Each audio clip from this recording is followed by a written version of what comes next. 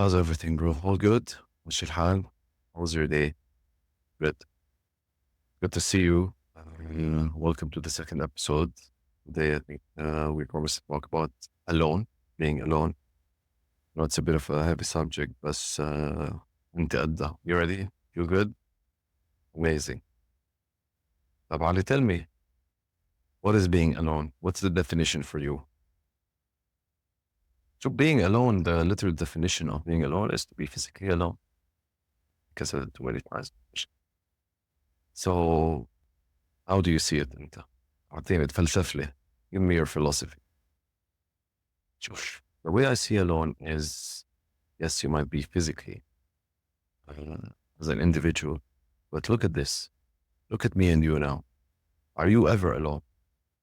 How many voices do you have in your head? How many memories do you have? How many circumstances? How many feelings do you have? There's no way that, yeah, you can be physically alone, but you're never really. You're always with these multiple feelings, people, based on your circumstances. It comes from a very massive timeline of 37 years. Being alone for me means having the ability to be alone with all of these characters and people and circumstances and memories and what. So there is a point of reference because until you do come to this earth alone, and then you're integrated into a family, and then you have this massive timeline of you living just doing and not really thinking. So then what triggered you to have this ideology or have this thought process? How important do you think this is? Yeah. What does alone mean to you? How did it start at least? Look, in someone's life, if we go back a little bit, if we zoom out a little bit of how you came to this world, what happens, and you realize that many of your choices and your lifestyle wasn't really a choice that you made. So you didn't choose your family, you didn't choose your siblings, you didn't choose any circumstance that happened to you. As a child, until you're born into an interesting trip, let's call it, and it takes you a long, long time to wake up from it. So just let me tell you what would cause people to either have the ability to be alone or always need distractions, and what the difference is between them.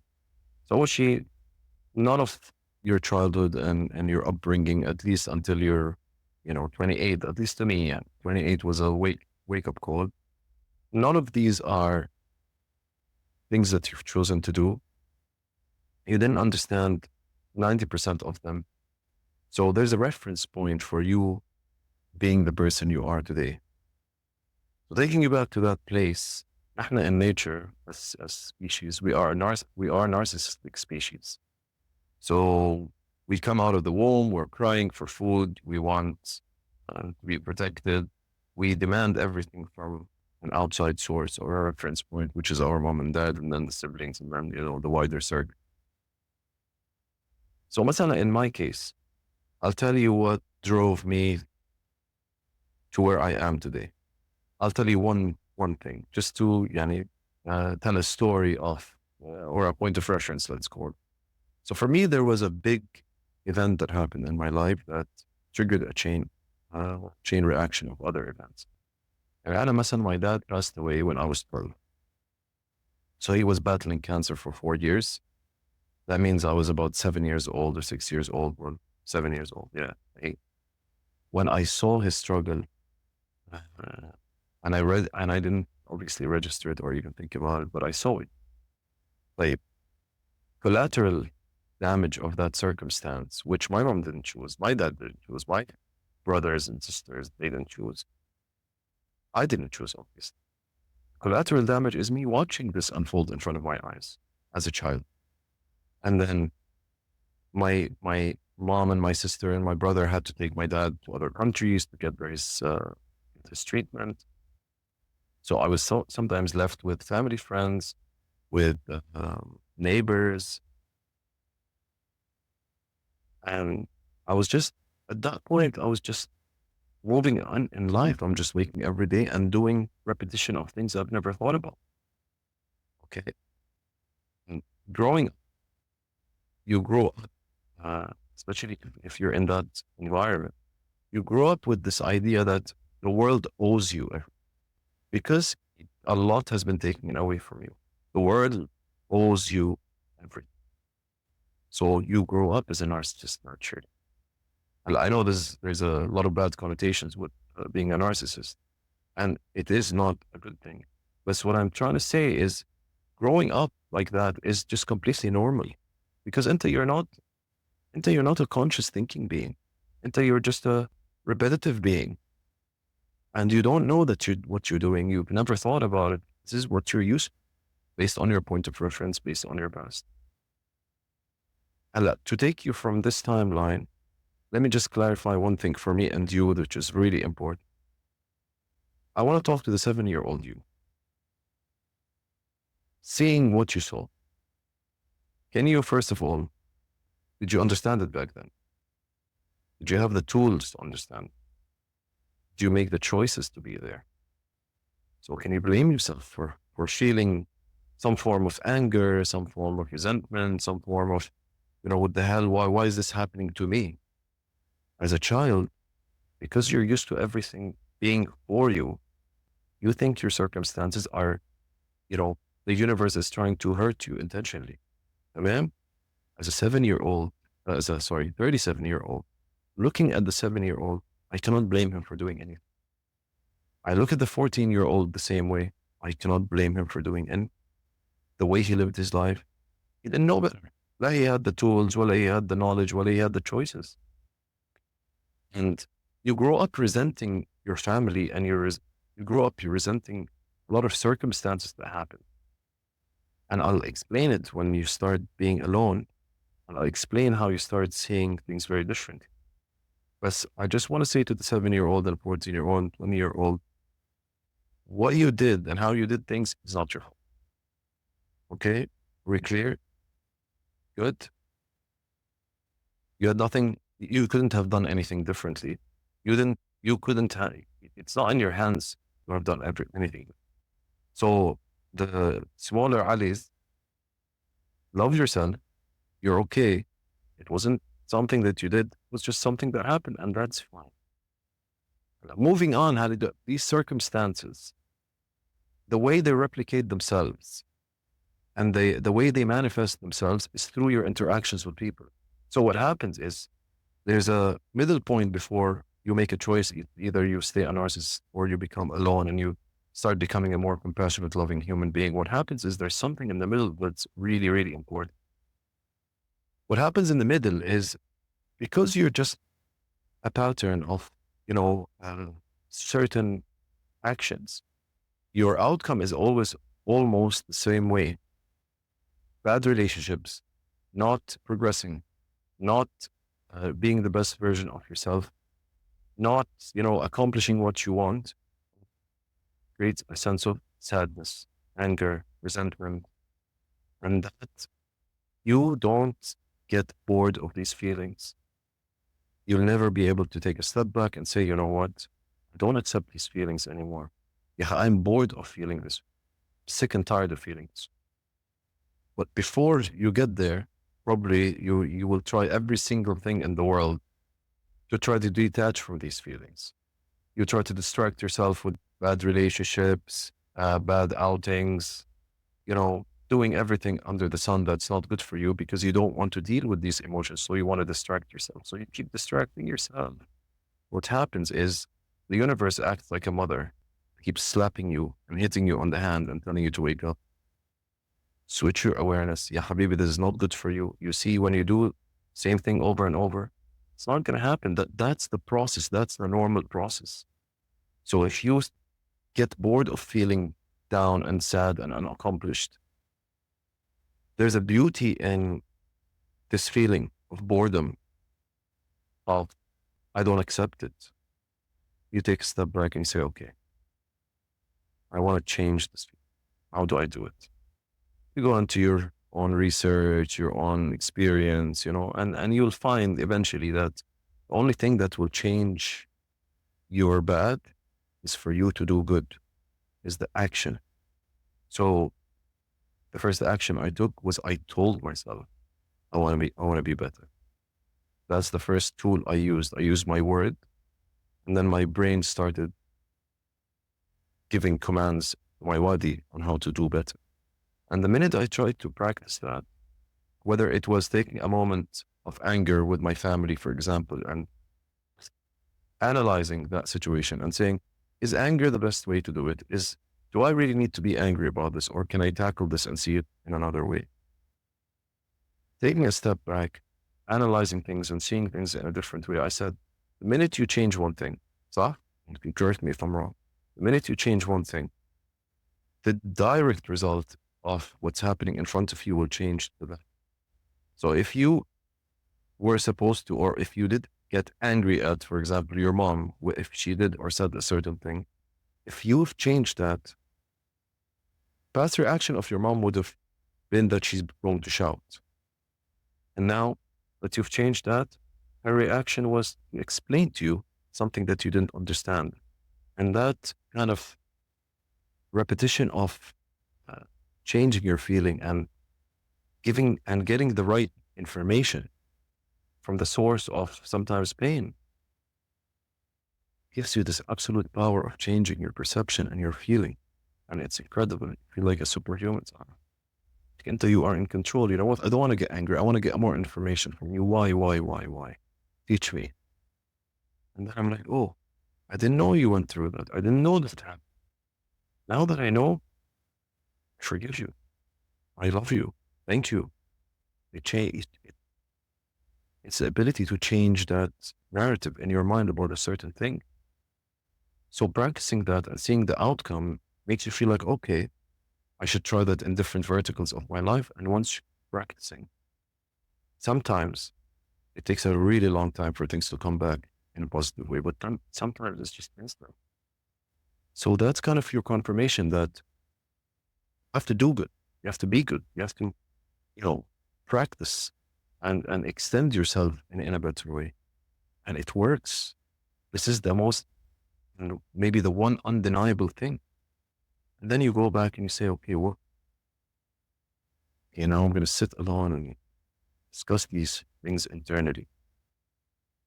And you start understanding that you're not the only one who took the decision to be alone. Everyone who created something incredible in this world was alone, took the time to sit and think, whether they meditated, prayed, wrote in the book, wrote something, I don't know, whatever works for them. The one common thing is ability to sit and be alone, because that's the one place, the only place that you can start growing and kind of changing. So I think being bored of feeling a certain way pushes you to create something different. Was bored? Am I right? Like we got bored. We started writing. We'll talk about this in another episode. I created this actually. I created this podcast 7-8 years ago, and I created another really amazing project that I'm already running. So we'll talk about that later. Let's get bored of feeling this way. Try something new. Lano, once you do, you'll realize one really important. The way you used to live was based on how you wanted people to see you.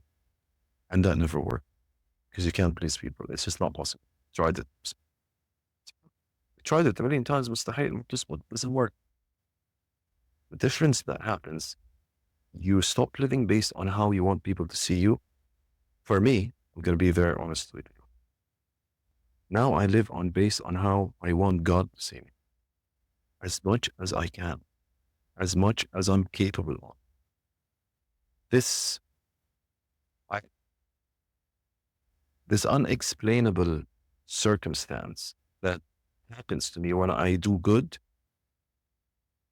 if I would define circumstance, which is an episode on its own, it's going to be separate. It's going to be a separate episode. This circumstance is faith. is something that's unexplainable. It's something out of your control, out of their control, out of everyone's control. It's something that you can't quantify, you can't explain. It just exists. It exists as a pattern, as a result of your actions. And this is something that you cannot deny. صح علي? Can you deny there's a circumstance if you do certain things? No way. So what? So even now, if I want to talk about circumstance, I can't. It's just faith. And the beauty of faith, if you can really master a big part of it, it brings something incredible to your life. بحكي معك very clearly, صح؟ مظبوط ولا لا؟ It brings confidence. It brings the ability to do this. How crazy is this to some people? How many people are going to be like, what the hell are you doing? Sitting talking to yourself in the mirror. I'm telling you, it's crazy. أنا قاعد قدامك هلا. I'm sitting in front of you. It's weird, man. But you know what? This is growth. Doing weird things, getting out of your comfort zone, doing something that people are afraid to do, maybe. I don't know. It gives you confidence. That chain reaction alone, faith, confidence, you combine them, you're unstoppable. Nobody can piss you off. Some people can. But this is part of growth. The most beautiful thing about this experience is that you can't perfect it. If you understand that, you'll be peaceful. You can't perfect it. And it's okay. That's actually, makes it all worthwhile. So I'd like to just separate one thing. The younger Alias, انتوا الصغار الكتاكيت الكيوت, what happened to you, it's not your fault, يا حبيبي. ولا your parents' fault. And the way your parents react and your friends react and people you lost along the way and you gained along the way, you didn't know better. You didn't have the tools. You didn't have the knowledge, يا حبيبي. Move on. Be peace. Be at peace. Relax. It's not your fault. Now let's move on to the new timeline, which is the conscious, more aware, Ali. There's a sense of responsibility that the more you know, now there's a circumstance that's waiting for you to happen. There's a circumstance that's hidden, that's waiting to happen. You know it. I know it. I see this as God. I see this as faith. This circumstance that's still hidden, that requires me to take action for it to come to life. This is what faith is to me. This is what creates confidence. Continue being alone for other people. Until you're not sitting here alone, trying to be more peaceful or more loving or less anger or more understanding or more patient to expand yourself. Well, not because this is only for you. You have to do this as a human being because you need to go out with the self to the world. This is the point. You sit alone, you become better, you practice peace or gratitude or thank you and all of these beautiful virtues. So when you go out into the world, you are already there as this entity that can practice these in the outside world. That will create a better circumstance. That will create better relationships. And you know what? Sometimes these things take a long time. But it's seeds that you plant for nothing. You plant because it's right. You plant these seeds because these are the seeds that make sense. Something very important about being alone, Kaman, which is a bit intense. When you start understanding your past, how they work, sometimes it's so heavy that you lie to yourself to comfort yourself. Habibi, it's okay. Sometimes you need to do.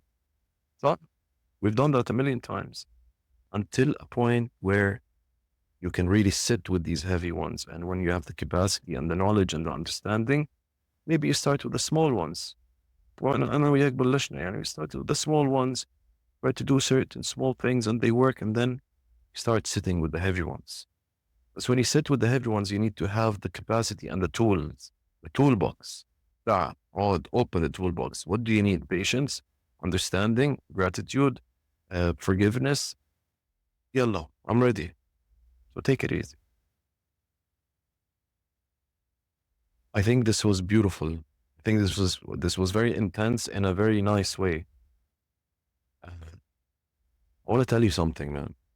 Every time I sit with you, it feels good, feels lighter, feels like whatever subconsciously I spoke about as a big event, thinking this is a life-changing event, and you should accept it as a toolbox that you can go and extract everything beautiful. When you see your mom working to maintain a family, when you see your brother, you know, helping, when you see your sister compassionate, when you see your other sister taking care of you, when you see friends and family being around you, this is a source of love. It's the one thing that was so heavy on you and ugly to you, and you didn't understand it, and you felt like the world has like stabbed you in the back, and then let you see it as the most beautiful thing that this world can give you. It showed you and made you feel love that you cannot deny. So Ali, I appreciate you. Wow. Amazing talk. Always. I love that we're doing this on a public platform. Was the scariest thing to me, but bravo عليك. Like, I really appreciate that you showed up and you're showing up always, making this a reality.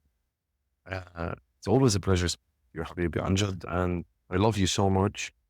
Oh, I'll see you in the next episode. We'll think about it together. We don't need to, structure this at all. بس عن جد أنا بحبك. I love you, and you're an amazing, incredible human being. Don't ever stop doing this because you're doing this for you.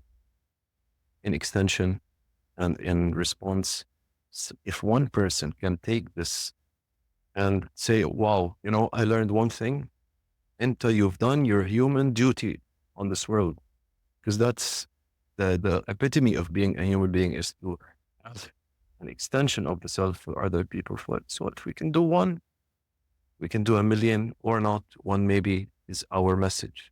Maybe we needed to only affect one human. This is also what comes from being alone, a sense of understanding, or I'm content. I'm content because I understand. If I'm able to extend myself to another human and one person is okay with it, this is what you need to consistently do. Habibi, thank you so much for this beautiful talk. يرحب. I'll see you in the next. I'll see you in the next episode. Yeah, Habibi, see you.